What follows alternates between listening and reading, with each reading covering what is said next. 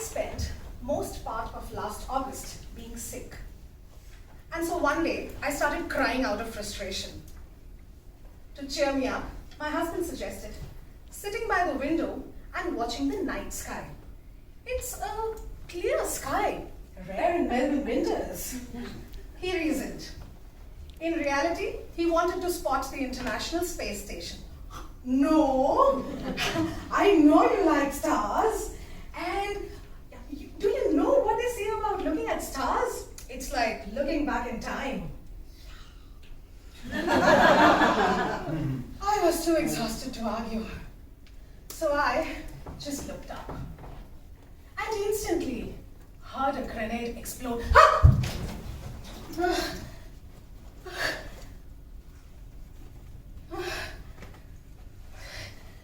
That night, the stars in Melbourne sky transported me back 10,000 kilometers to Mumbai in November of 2008. It was the biggest assignment of my journalistic career. The 2008 terrorist attacks in Mumbai, or the 26/11 attacks. 12 coordinated shooting and bombing attacks were carried out for 4 days across various locations in the south of the city.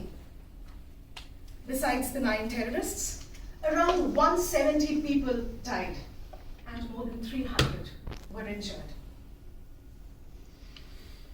Sitting by the window in August last year, I remembered being stationed outside Oberoi Trident, one of the 5-star hotels under attack.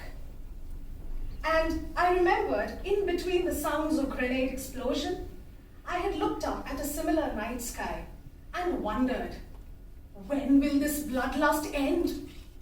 When? Though I had covered that event, horrific event, for 3 days, I have often revisited it in the last 11 years. But it was only that day last year that I realized, even though we feel betrayed by humanity in times like these, perhaps it is life's way of reiterating some important lessons. For instance, number 1, anything can happen at any time. On the night of the 26/11 attacks, for many, life catapulted in minutes, and for the worse. Like I remember seeing this bunch of kids outside Oberoi Trident, the oldest amongst them may have been 15, huddled together, unsure, scared, crying all the time.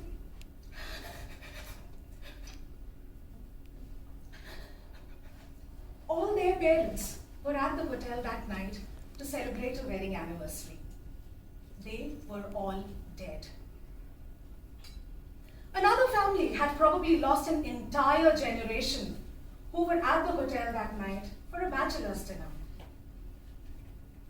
Therefore, enjoy the present. Rise above the petty problems of every day. Be impulsive sometimes. Who knows if we'll get another chance at life. Number 2, nothing and no one is indispensable. During the 26/11 attacks, people lost lives, loved ones, hoped for a better tomorrow, and couldn't bear to hold the pieces of shattered dreams strewn all over.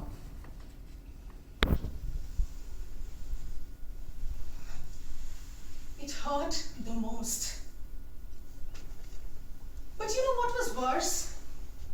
That life didn't turn back and look even once.